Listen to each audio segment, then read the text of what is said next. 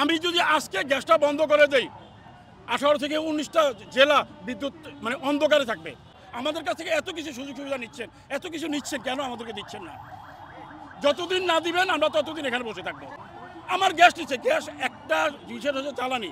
আপনার পকেটে যদি টাকা না থাকে আপনি কিছু করতে পারবেন না, টাকা থাকলে সব করতে পারবেন। তো আমাদের জ্বালানি যে গ্যাসটা, এই গ্যাসটা আমার কাছে নিচ্ছেন, তো আমাদেরকে দিবেন না? আমার ইলিশ নিচ্ছেন, সুপারি ধান আমার এখান থেকে নিচ্ছেন, বিদ্যুৎ নিচ্ছেন।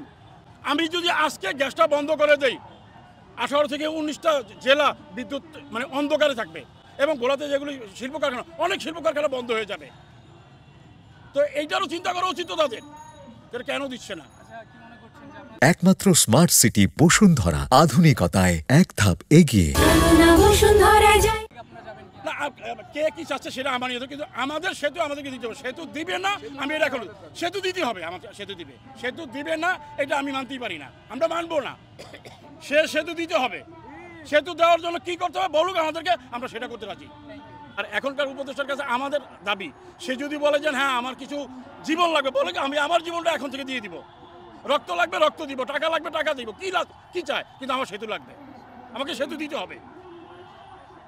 তার কয়টা জীবন দরকার বলুক, আমরা এখানে যত লোক আছি সবাই জীবন দিয়ে দিব।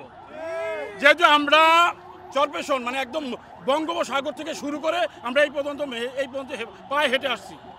আমাদেরকে একটা সবচেয়ে কষ্টের ব্যাপার হলো যে যখন আমরা এই পদ্মা ব্যারিজের সেতুর উপর দিয়ে আমরা হেঁটে আসতেছি, আমাদের হেঁটে আসতে দেওয়া হয় নাই। আমরা সেই পদ্মা খরস্রোত সাঁতরিয়ে আসতে হচ্ছে, আমাদের ছেলেরা সাঁতরিয়ে আসছে।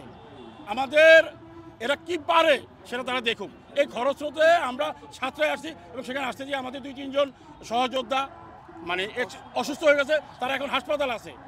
কেউ একটু তাদেরকে জন্য দেখতেও আসে নাই।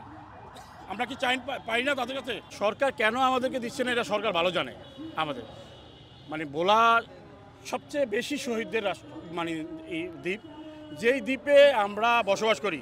আমাদের সেই 71-এর যুদ্ধ থেকে মানে 71-এর স্বাধীনতা থেকে শুরু করে আজ পর্যন্ত যতগুলো আন্দোলন হয়েছে, পুরো আন্দোলনটা আমার ভোলা থেকে উৎপত্তি। আমি বলবো যে আন্দোলনের আতুরঘর ভোলা।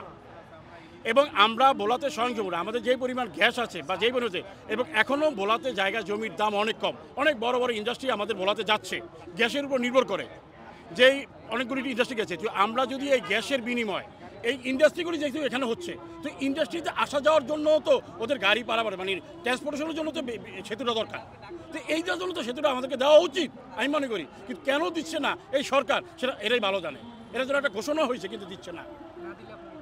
না, যতদিন পর্যন্ত আমাদের সেতুর কাজ আমরা না দেখবো ততদিন আমাদের আন্দোলন চালিয়ে যাবো। আমরা শাহবাগে আছি, শাহবাগে থাকবো।